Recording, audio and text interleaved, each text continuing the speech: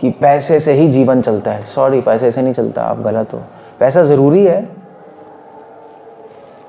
But पैसे से नहीं चलता, भगवान की मर्जी कृपा से चलता है। क्योंकि कई लोगों के पास करोड़ों पैसे होंगे बट फिर भी उनका जीवन कंप्लीटली मेस्ड अप, नहीं है, नहीं कंप्लीटली मेस्ड अप, पूरा परेशान, पूरा आदमी एक कौड़ी इस्तेमाल नहीं कर पा रहा, करोड़ों रुपए।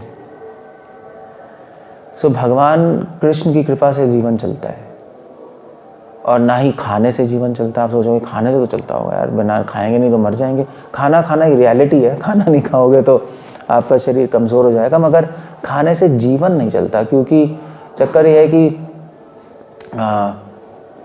अगर भगवान की कृपा है तो हो सकता है कि खाना कम है मगर आप जीवित रहोगे। भगवान की कृपा नहीं है तो आपके पास अब खाना खाते रहोगे फिर भी मर जाओगे, मरते ही हैं, बीमारी हो जाएगी, खाना खाते रहो मर जाओगे आप। सो लाइफ इज, क्या कहते हैं, तो बाइबल में लिखा है, bread alone does not sustain life. So वर्ण आश्रम के दो बहुत इंपॉर्टेंट पॉइंट है, डिपेंडेंस ऑन कृष्णा विष्णु और दूसरा डिजायर को कंट्रोल करना। और दोनों के दोनों ही हाउस होल्ड लाइफ में पॉसिबल नहीं है, पूरी तरह पॉसिबल ही नहीं है। क्योंकि गृहस्थ लाइफ में आपके पास सारी फैसिलिटीज है और आपके चुटकी बजाती आपके सामने।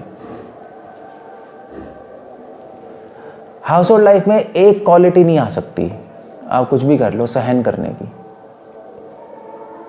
टॉलरेंस की क्वालिटी नहीं आ सकती, बहुत मुश्किल है। तरो रेवा सहिष्णु नाम हम बोलते तो हैं मगर वो आना बहुत मुश्किल है। क्योंकि चक्कर ये है कि सहन तो तब करेंगे ना जब हमारे पास कुछ चीज़ नहीं होगी, तभी सहन होगा ना। ये खाना नहीं होगा, भूख सहन कर रहे हो, पैसे नहीं है, बीमारी सहन कर रहे हो,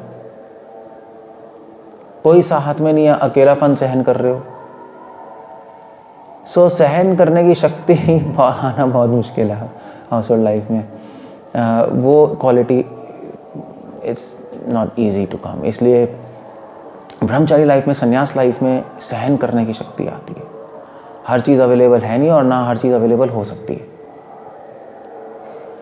सो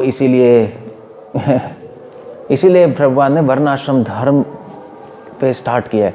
विदुर जी ये कह रहे हैं कि धृतराष्ट्र से कह रहे हैं, धृतराष्ट्र एक तो बहुत बड़े बड़े पॉइंट हैं आपके साथ आपकी लाइफ में।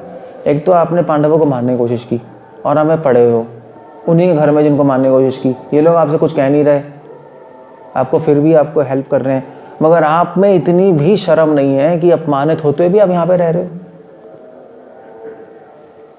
सो विदुर जी को ध्यान दिला रहे हैं कि विदुर जी आप स्पिरिचुअल लाइफ में बिल्कुल अंडा हो, जीरो लेवल पे खड़े हो आप। इतना होने के बाद भी आप पड़े हो यहाँ पर, मतलब सोच लो धृतराष्ट्र में कितना डर होगा, भय कितना भरा पड़ा है। इस मॉडर्न लाइफ में भी ऐसी है नहीं, बहू चिल्लाती रहती है, ये बूढ़ा क्या कर रहा है, ये बूढ़ा नहीं, यही होता है। अब आजकल आपकी लाइफ में नहीं हो रहा बट जनरली होता है।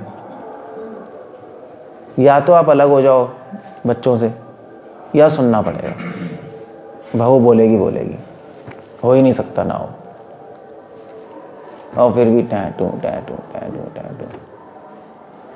सो क्यों है? क्योंकि प्रैक्टिस नहीं है, प्रैक्टिस नहीं है अकेले रहने की, प्रैक्टिस नहीं है भगवान पर डिपेंड रहने की, प्रैक्टिस नहीं है। कई लोग घर छोड़ देते हैं मगर पैसे लेके छोड़ते हैं साथ, पता है आपको? कई लोग फुल टाइम बन जाते हैं मगर पैसे रखते हैं अपने पास, यार पता नहीं क्या हो जाएगा, पैसे तो हो एटलीस्ट। बट विदुर जी कह रहे हैं निकलो इससे, ये सब इल्यूजन है। चैतन्य अपने घर छोड़ा, चैतन्य अपने सची माँ को यही बोला। सची माँ अपना महाप्रभु जिस रात घर छोड़ के जा रहे थे संन्यास लेकर, तो चैतन्य अपने 5 लोगों को बताया था कि मैं संन्यास लेने वाला हूँ, केवल 5 लोगों को, सची माँ, नित्यानंद प्रभु, मुरारी गुप्त, चंद्रशेखर आचार्य और गदाधर पंडित, 5 लोग थे।